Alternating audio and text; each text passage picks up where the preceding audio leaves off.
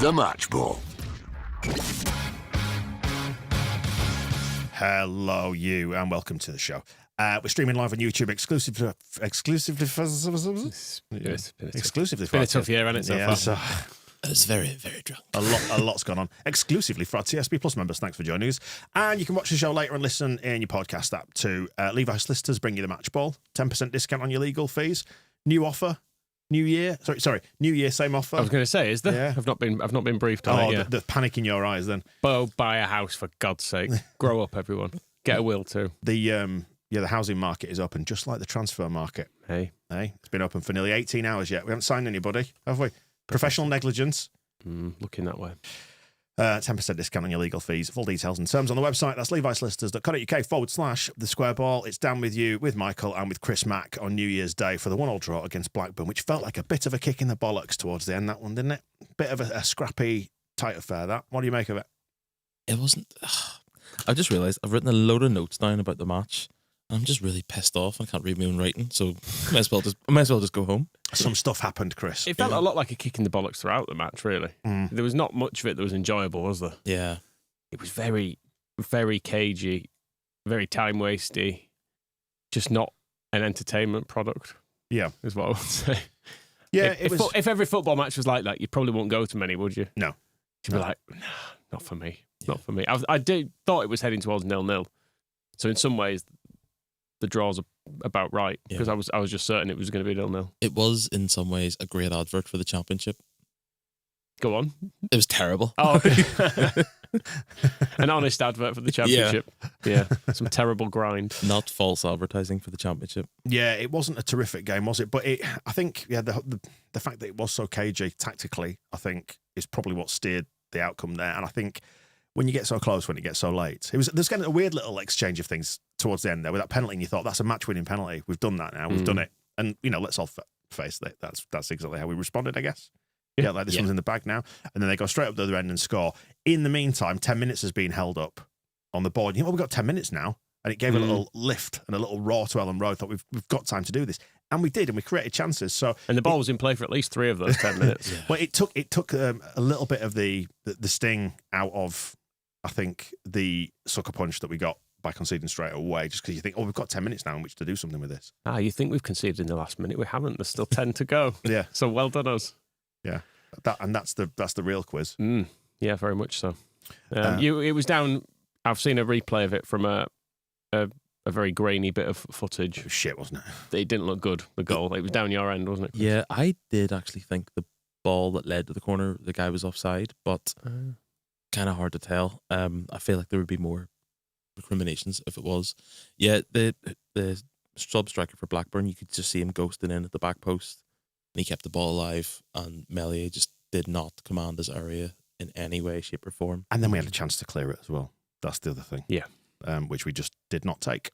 I do wonder if partly the defensive disarray at that point is maybe due to the fact we've made a load of subs and the formation's kind of all over the place. Who necessarily knows what exactly they're meant to be doing on corners and stuff? I don't know. Maybe that's a factor. Yeah, this is something that, without getting ahead of ourselves, if Leeds go up, I'd be very worried next year at how bad we are at set pieces just generally. Yeah. Because you need to be good at set pieces at the top level to get those little marginal gains that we're probably going to need if we are to stay up.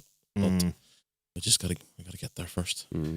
Yeah, we've got to overcome games like this. And this is the thing. I was disappointed when we conceded that goal. It did feel like a massive sucker punch, but I come away from it, given the run of form that we've been in, thinking, we're going to be fine. We're going to meet plenty of teams that are nowhere near as strong as Blackburn were. And even then, they weren't that strong because we had plenty of chances. They were just really, really well organised. Yeah. You can see why they're high in the table. I came into the office just before and said to you, did Birmingham sack John Eustace for Wayne Rooney? They did, yeah. Yeah. They gave up that for the whatever Wayne Rooney brings. Yeah. A party. Vibes. Wayne Rooney now. I know Wayne Rooney has left Plymouth by mutual consent, but he's been sacked twice in a calendar year. I'm not sure it was that mutual. Yeah. Well, whatever the phrasing is, he's essentially been sacked twice in one calendar year. Would you like to leave or would you like to be sacked? Yeah. Okay. I'll go then. But back to today, one thing I tried to figure out today, I tried to look at the tactics and see what it was that Blackburn were doing that meant they seemed to, or Eustace seems to have Farke's number to a certain extent. Did you pick up on any of this? I noticed that in the middle, they cut off the middle of the pitch by man marking both Pirro and Aronson. So every time they dropped into that pocket, the player was coming with them because one of them actually got a booking, didn't he? I think Baker. Was it Lewis Baker? It was Lewis Baker. Yeah. That one. Right. Chelsea star Lewis Baker. Got booked for clattering one of them. But yeah, they were following them all around the pitch. So it cut out the options in the middle of the pitch.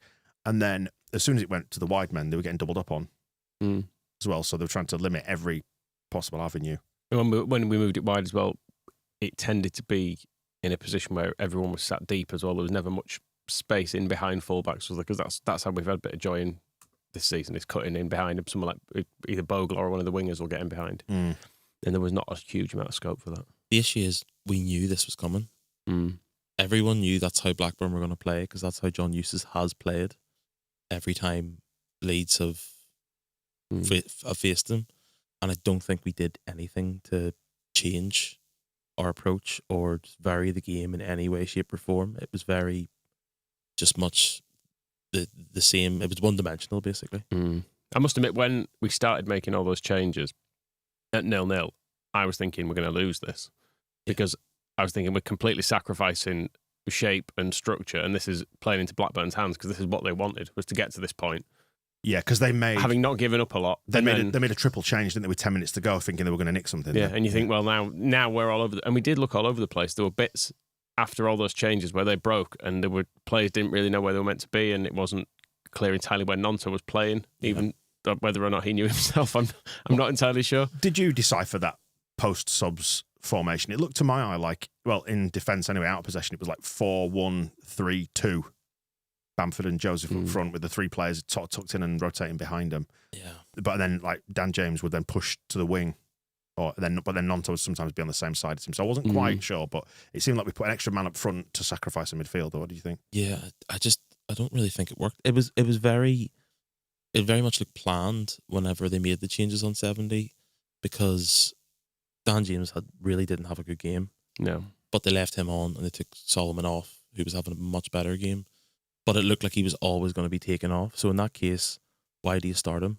Because a game like that is probably more set up for Ramazani or Nonto or something like that. And then you bring on players like James or Solomon or whoever, you don't just... I just think he got it wrong. I also think I would have started Joseph over Pirro again today, just to occupy defenders a bit more, because Pirro was nowhere all game, really. It almost feels a little bit like win the battle in order to win the war, I think, where that's concerned. Yeah. It's what we did at Derby.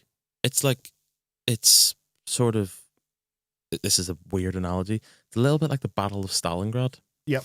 In the way that the Russians basically just sacrificed people over and over and over again. With Joseph, you just throw him on for 60 minutes, let him run around, bump into people, get people tired, and then you bring on someone like Pirro who can unlock. Famously named after Stalin, I think, wasn't he? Matteo Joseph. That's correct. Oh, yeah. Is that right? Yeah. I thought you were talking about Joel Pirro. Joel Stalin. No. Emil Heskey also related to Stalin. Is that right? Correct. Right. Yes. Interesting. Yeah. Didn't expect to go down this route. Most people don't know it, but yeah. But no, I know what you mean. Yeah, sometimes you have to.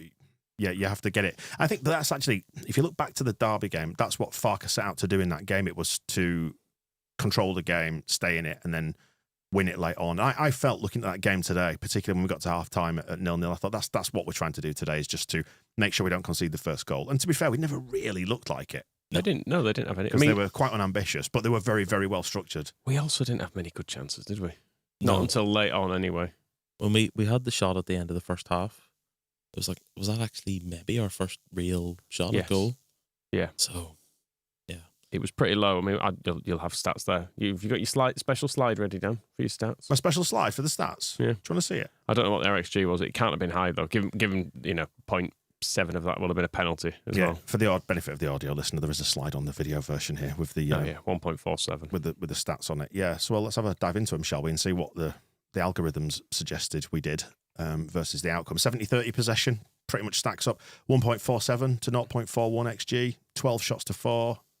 4 on target. Only one big chance, which probably tells you the pattern of the game. Which is our penalty. So they actually created a set piece in the normal game. They actually created more big chances than us. There's an interesting one. Accurate passes. So we were 5-4-1 with an 88% pass accuracy versus 198.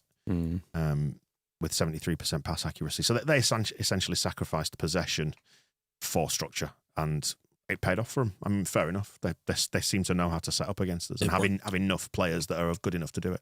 It worked again. Yeah. But it's just really frustrating. I don't know. I just thought it was very one-dimensional with the way that we approached the game, and then the subs. Why are you leaving Ramazani on the bench there? Bring on Bamford. Yeah, what has Isaac Schmidt done to Daniel Farke? It's bizarre. He it really is bizarre. When it was clear Byron was coming off it, he sent out Schmidt and Verber to warm up together at half time. Did you notice that? Yeah. And then they're right in front of us. Yeah. And there was the Phantom. Let's mention the Phantom sub as well. Because when Nonto was announced and then didn't come on. Who was it that went off on 49? That clearly must have had a knock. It was Bogle, Bogle, wasn't it? Yeah. And they must have had pre-planned subs because Nonto was announced and then nearly came on for Rothwell. And I thought, he's taking off a central midfielder who has been felt like he was quite influential in the game, and we needed to win that midfield battle, and sacrificing him for Nonto now. But he kind of showed his hand a little bit for what was going to happen later on, and then did happen later on. So I do wonder why and how that nearly happened. I don't know if Farke realised I'm already chucking on having to put Ampadu on at this point. So am I using maybe if he was maybe thinking ahead of where other players could shuffle to if he needed to make further changes, and he thought, actually, no, I'll leave Rothwell on for now or something. I know it was a bit strange. I do think we probably lost something with Ampadu going to right back as well, because he didn't really get forward, does it? He's defensively fine there, but he does a lot of turning inside and just passing it square. Yeah, and I know that Brendan Aronson is basically undroppable in Daniel Farke's eyes, but I thought today might have been maybe a day, given the way he sort of got bullied down at Ewood Park, would they go for the midfield three today and just try and totally control the game that way? Feels like they've come into these three games, the Stoke, the Derby and this one, with set rotation in mind in terms of who they were going to play in each one, and they haven't deviated from that, which, well, I suppose that's the hill that Farke lives or dies on, and we won't know whether this was a good point gained until further down the track. But, I mean, like I said, I'm trying to put aside the disappointment of dropping that win so late on, because I think we have to, because overall we are in a good position. I was going to say across the period, I feel like there'll be stats to say this isn't the case, but I feel like we're typically not a good team over Christmas and New Year. Yeah, and actually we've not lost. We will be top of the league at the end of the day, unless Sheffield United can win by about 13 goals. So overall, that ain't bad. If that other game today finishes a draw, which might happen, then it's as you were. It's exactly as you were. We're no worse off. And it would have been nice to capitalise on the opportunity, but as long as you come out of it no worse off, then can we have too many complaints? I just feel like you've got to be philosophical about these things, because you can't win every game. Sometimes things will go against you. Did we do everything in our power, Chris, to win it as well as we could in terms of Farke's selection? You're not convinced, are you, though? No, I don't know. It's very easy to come in here and say, well, I would have picked those players based on the 90 minutes, but I just thought even before the game, like Pirro was brilliant at Stoke, and he set up the goal against Derby, but you sacrifice Joseph for whether it's 45 or 60 minutes, and then bring Pirro on and let him do what he does, but against a tired defence. Yeah, and actually, because he was being man-marked in that first half, and they were following him into that pocket of space, I noticed in the second half, like Aronson started to drift into little pockets of space there. He was left alone a little bit. Like this, as obviously the game opens up a little bit, gets a bit more stretched, players get tired, minds wander, discipline maybe falls off a little bit.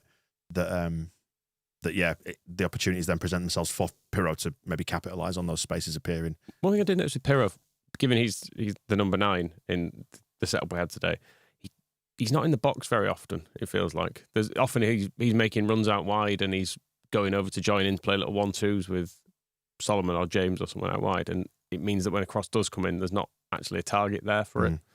I don't think we crossed for like 70 minutes, did we? Which whether or not that's deliberate, and he's thinking, well, he can drag his marker out and it'll create space. It didn't particularly work if that was the plan.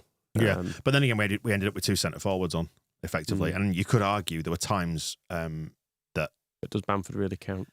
Well, I suppose he does, but there were times when I think they broke on us, and he just didn't. It was just the wrong side of his man by a few yards and didn't track back.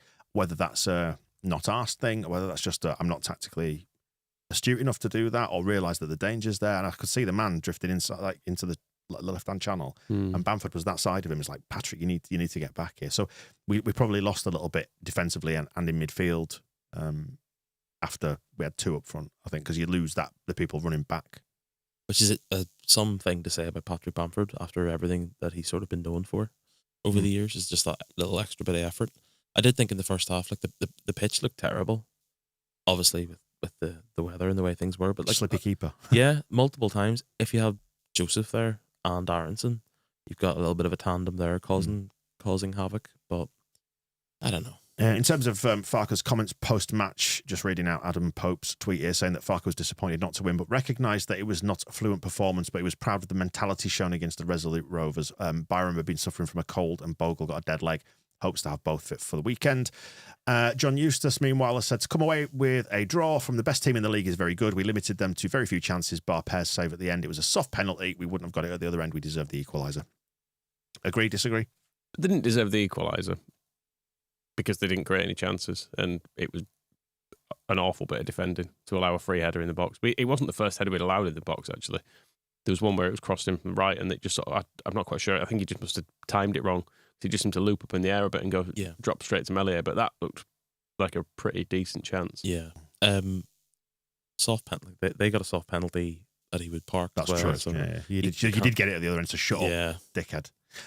Wayne's just digging us out for this in the comments saying Farke should have done something different to what he did today. #hot take. But as you said though, Chris, you addressed that. But it's like, it's fine to come in here with the aid of hindsight, isn't it? But I suppose there is, like you say, there's an argument ahead of the game. Some people might have thought that Joseph might have been more suited to that, which would have been more of a scrap. I could see why Pirro started, because Joseph has not been brilliant when he has. Pirro's been involved in some goals. I think the things I would most disagree with today would have been Solomon off and Bamford on. Yeah. I don't think either of those things made any sense at the time, and as the game played out, I don't think either decision was vindicated. Yeah. Idle Matt suggesting it's nice that Pat gets a run out every now and then, sort of like taking your confused nan to the garden centre for brunch vibes. Just looking, Bamford's last goal was in March. Right. Could we leave Patrick Bamford in the garden centre and see if anyone picks him up? Oh, bless him. He got a good reception from the crowd. I know we're sort of poking him with sticks here, I mean, he barely gets any minutes either, but poking him with a stick is like they'll do something. They just gave away a free kick again. There's no point in bringing him off the bench. I've said it before. He's never been an impact sub. If you're going to play him from the start, or don't play him at all. Yeah, and I've actually, despite the annoyance that we've had with Patrick Bamford over the years for his wastefulness in big opportunities, he has done a lot of good stuff for us, and he was part of the previous promotion team. Lots of credit in the bank, as we said, but it just feels like the whole thing's done now. I think that his race at Leeds is run, and that's fine. No one needs to be upset by that. It's fine. It happens in football. Things come to an end. We saw Liam Cooper at half time. Yeah, we did. So I just feel, sorry, go on. I was just going to say his kid was doing cartwheels. Yeah, I really enjoyed that. That was the main entertainment of the first 45 minutes, to be honest, because there was build up to it, and you could see him going, "Go on, do a cartwheel." They're waiting to cheer. So that was nice. Right. Just addressing the Phantom sub, thanks to Christopher Hussein. In terms of the Phantom sub, from what Poppy was saying, the incorrect number was put on the sheet that was handed to the fourth official as he didn't want to bring Rothwell off. I see. But why did he get Nonto? Unless it was completely stripped. Did you not see Nonso get his I can only think that they'd maybe put the sheet in and given them the wrong sheet, that they'd pre-written the change and gave them the wrong one. But they had 2 subs ready to come on. Or unless the form had both of them already pre-filled out for the 70th minute. And then because he had to make the change. Surely he doesn't fill it out before, does he? But Nonto got stripped off, didn't he? Yeah, that's what I mean. He was on the bench. Did he just watch him get undressed and then go, I don't know about you, what but are you doing? Always leave the admin to the last minute. Boring, isn't it? Anyway. What else did Farke do wrong? Let's keep laying into it. Well, and Andrew says do the subs, so asking us to talk about the subs. I know we've touched on it, but let's run through them in terms of time. Well, the fullback subs were both forced, weren't they? Yeah. Effectively, I thought Byron was doing perfectly fine first half, but if he's not been well, he's also played quite a lot of football recently, hasn't he? Why do you start him if he's not? If he's only fit enough to play 45 minutes? Maybe Verber's also only fit to play 45. That could have been the other thing. Is Isaac Schmidt a volleyball player or something? Like, hates him. Why not just throw him in? I don't know. Weird, isn't it? So Verber comes on for Byram at half time. Like you said, that's related to the illness, presumably. Maybe they just wanted to try him as the sort of the strongest stand-in fullback. And then 51, Bogle gets the dead leg, Ampadu comes on. Yeah, we did lose a little bit down the right, I thought, there. Yeah. Which, again, not the fault of Ampadu, but there was one point when I saw him in a really advanced wing position and I thought, that's not your natural home. Come back. Yeah. I feel like his most common ball was just square to Rodon because he's not a naturally progressive player in that area, is he? No. So, like you say, not his fault. Did a perfectly adequate job for the most part. Did hit a couple of lovely passes up the line to Dan James at times. And then we had Nonto for Rothwell at 69/70, Joseph for Pirot, and then Bamford on for Solomon. Yeah, that for me, out of all of them, was the one that made least sense. But then that's probably about the formation that we adopted. I say it looked to my eye like a 4-1-3-2, but I don't know. It's hard to know. It may be something they've worked on in training to say this is a formation we will go to if we're trying to chase a game. But it's not something with Joseph and Bamford. I feel like is not a particularly tried and tested combination. No, it does feel a little bit like throw everything at the wall, doesn't it? And we never typically play with two proper number 9s, which is that they both are. Yeah. So I don't know. How we go about creating chances with that setup, it feels like something we haven't done before. Yeah, because people criticize Farker for lack of plan B, and then he deploys a plan B. People say, "Well, I don't like plan B; it didn't work." Don't have a plan B. Let's have one that sort of looks semi-coherent, though. Well, it did look like you lost control of it a little bit. You think? Yeah, just the whole thing with Nonto. I don't buy that it was the wrong number or whatever. Why is there 2 players getting warmed up? Why is he stripped? I don't know. Ready to play, and then it felt very pre-planned, not reactive at all. With taking Solomon off when he did, bringing 2 strikers on, one of them didn't really do anything. I don't know, but at the end of the day, if we win on Saturday, fine. Who cares? Yeah, because you genuinely can't win them all, can you? Yeah, it's fine. I think I just like to say you got to be philosophical about it. But I thought I figured out what they were trying to do, which was to try and make the most out of the wide areas. Because James was pushing wide, Verba was pushing wide on the left, and then start putting crosses across, because it's something that they basically don't do as a rule. It's always work it and try and do little interchanges of play, which didn't work against Blackburn because they nullified the middle. So we go wide, and we try and do the little interchanges. So I suppose the mixing it up and rolling the dice is attempting to get it wide and then be able to hit crosses in and have 2 more physical players in the middle who are going to try and get on the end of crosses. Yeah, and I suppose ultimately it was, we did win the penalty from, well, neither of them actually won the ball, but Bamford and Joseph were both kind of in the box, and the ball was bouncing around. Gives them something to think about, doesn't it? I'd have to see it again to find out exactly what happened, truth be told, because it was just quite untidy. And I thought, he said it was a soft penalty. It looked a pretty clumsy sort of a tackle. And there was a handball, which I thought was a penalty as well. So we should have 2, at least 2, if not 3 penalties. Some people wanted one for the one where the free kick was given against Dan James. Some people wanted one for that, but I thought that was actually the right decision. Yeah, that was hard to tell from where I was from, but it did look like he just clattered James. Like it was reckless defending, but he got the ball and James it's one of those where the ball's there to be won, and because James is not trying to win the header, he's kind of underneath him when he jumps. Yeah. So he kind of tips him as he jumps for it. Harry Kane approach. A little bit, yeah. So I didn't think that was I wasn't too annoyed by that. But I mean, there was definitely a handball. Whether or not it would be judged to be too close to him. But it's the one that bounced up. It was the ball was not. His hand was not in what I would say was a natural looking position. But it was very close. So I don't really know what the rule is currently. I wonder the strike one in the first half felt very much like a Premier League penalty when he was kicked in the foot at a corner, but. It did look like a penalty, but obviously that's one you would have to slow down and show 5-10 times again before anyone was able to make a decision on it. But we shouldn't have needed that. We should have had enough to have won that game with the players on the pitch and just should have created better chances, I suppose. I mean, I suppose that's what Meafloff's getting at. I know Meafloff's not a fan of Farker necessarily, but saying can't win them all, trying to, though, is probably worth it. I mean, we did try. It's just you could disagree with the method, I suppose. Yeah. I don't think for a second we were accepting a point at any stage in that game. And it was just our own stupidity that meant we didn't win because we just defend the corner. I mean, the defend on the corner is awful. But every bit of it is bad. Yeah, it's a complete switch off, isn't it? Yeah, you look at pretty much every player in the 6-yard box and you think they could do something better than they have done there. Yeah.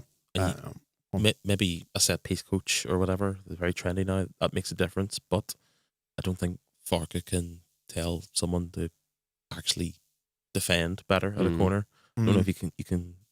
But can you necessarily coach that? Can you say you structure up to do something different? Because we know famously, like Marcelo didn't like train corners, and I've actually heard a whisper. I can't remember who it was that told me. Someone said that Farke's not really bothered about either, like either defending or attacking. There was a bit from an attacking corner second half, and it seemed like no one knew who was taking it. I thought this doesn't really bode well for a good corner here. Dan James. Yeah, Dan James eventually went over to take it, and you think, lad, someone should know. There should be Dan. You should know who's taking it, and you should know if Dan James is taking it, roughly where he's going to be putting it. Yeah, and you have planned stuff to go. What does this arm signal mean? Exactly. Jack Harrison, both arms in the air, means headed out of the near post. Hitting the first man. Etc. But yeah, that wasn't particularly encouraging, I thought, when it was just like, oh, who's taking this? Oh, where are you putting it? I don't know. Box. just knock it in the middle, see what happens. Man of the match, Strauch's got it based on the algorithm, 8.1 out of 10. That's just a goal, isn't it, really? I mean, he was decent. And plus lots of clearances as well. I'd be inclined to give it to, I know he doesn't play for Leeds, but Beck, the left back for Blackburn. Yeah, he's a loser. He pocketed, very good. Thank you. He pocketed Dan James, as they say, and that's not an easy thing to do at this level. Looking through our lineup, Strauch's the only one to score really high. Most of them are between sort of 6 and 7. Rothwell got a 7, and then Tanaka got a 7.4. Everyone else is sort of 6 to mid 6s. Tanaka was decent, actually. I thought he broke things up quite nicely in there as well and dealt with it well in some tight positions. Yeah, he's the composure. It's very rare at this level to see a player. Usually they go for the easy pass, but he waits and then just like a little nice forward pass that just. Some of us had spotted it. He did a really nice little. I'm just saying. He did a really nice little pass around the corner in the first half as well, which wasn't much really, but did you feel a little twitch? It was one of those did you feel a twitch? Where he just waited, just took an extra sort of quarter turn so he could just knock it around the corner to someone running onto it. I thought, nice, well done. Looking through their team, their midfield generally scored quite high, as did their defence by and large. Hedges, Benson's mate, got a 7. Whoever that Baker lad is, 7.5, 7.2 for Tronstad. Yeah, their centre back, Bath, who scored 7.9, but again, he's got the high score for scoring. And Britain, Leon's lad, 7.8 out of 10. And Beck, 7.3, Chris, according to this. That's statistically. Danny Bath. He's having a party? No? I think he might be tonight. It is a party, isn't it? Yeah. If you're going to get into Middle Eastern politics, probably best not to. No, I think we should probably have... No. Fair dues, yeah. Let's leave it. Doesn't feel like a particularly... Nah, not the time. It's 2025. Let's get off on the right foot.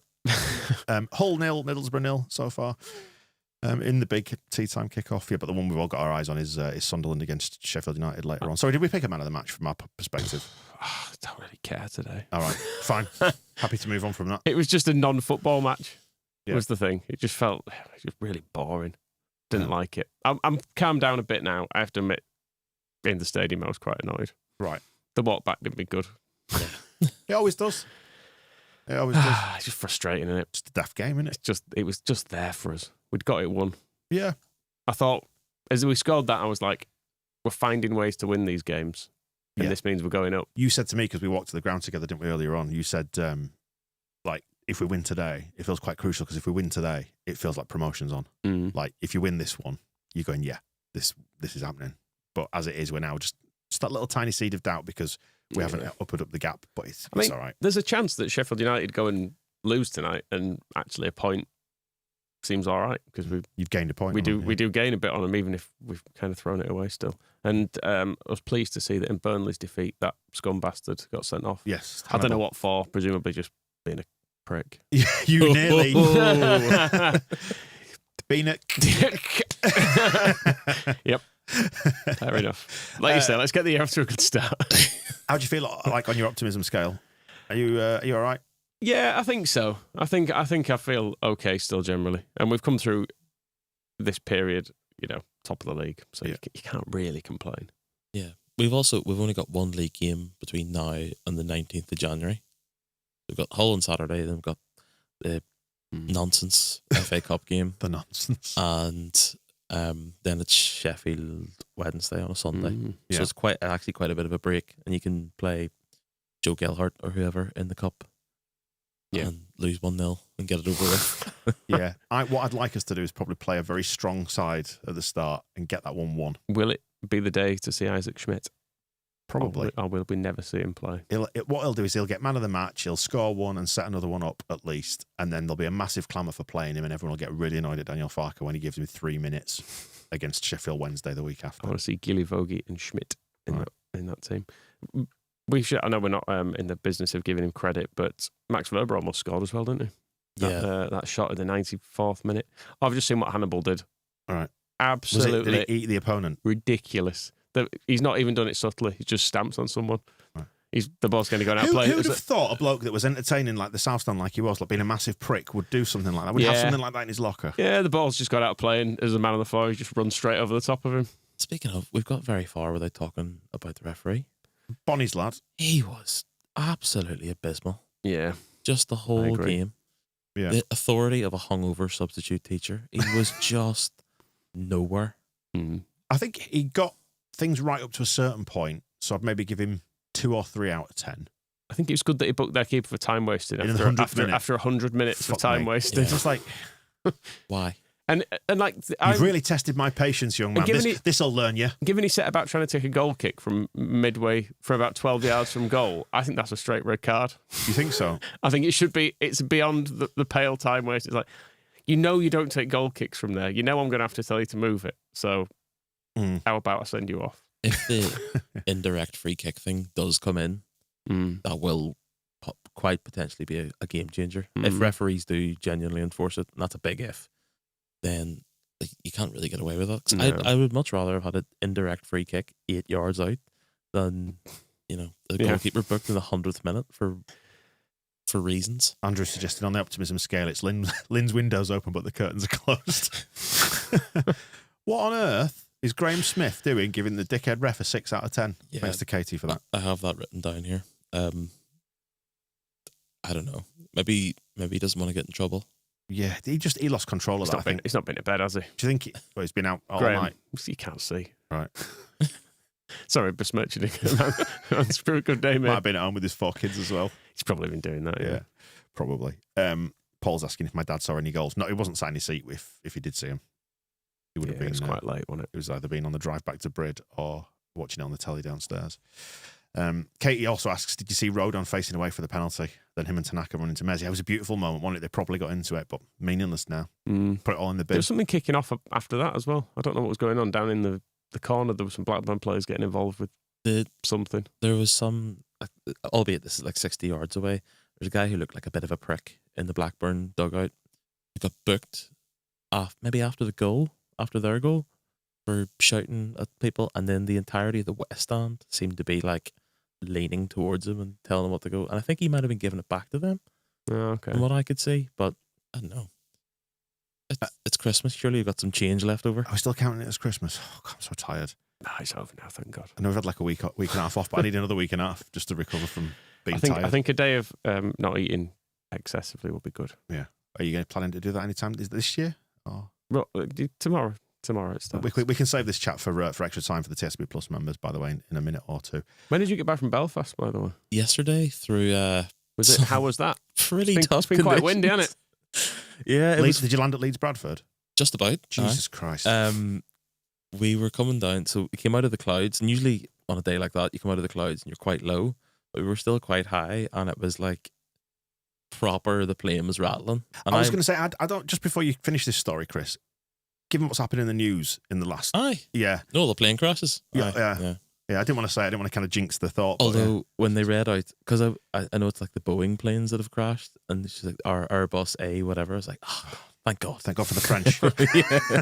But we basically, I think we landed on one side, and then the other side came down, but it was fun. Yeah, I've had a flight back in from Dublin in a similar vein at Leeds Bradford Airport, where I thought one of the wingtips was going to hit the ground, but we'll save this for another day. I feel like we've got hey, look, sufficiently, but you're back in one piece, and that's the important bit. We're all here, we're all alive, and it's a point.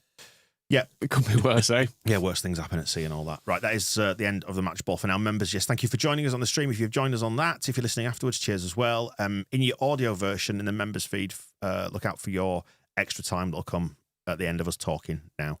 A little bit of bonus chat as we debrief our performance. Maybe a little bit more final Christmas, New Year chat. Not any hair chat even. Oh, wow. What a sell. If you want to become a member, we do appreciate your support. The squareball.net/plus. And we've got match ball after the whole game, and then we're back to normal the week after that. Yeah. And yeah, thanks. We'll end it all there, I think. See you in a bit. The match ball.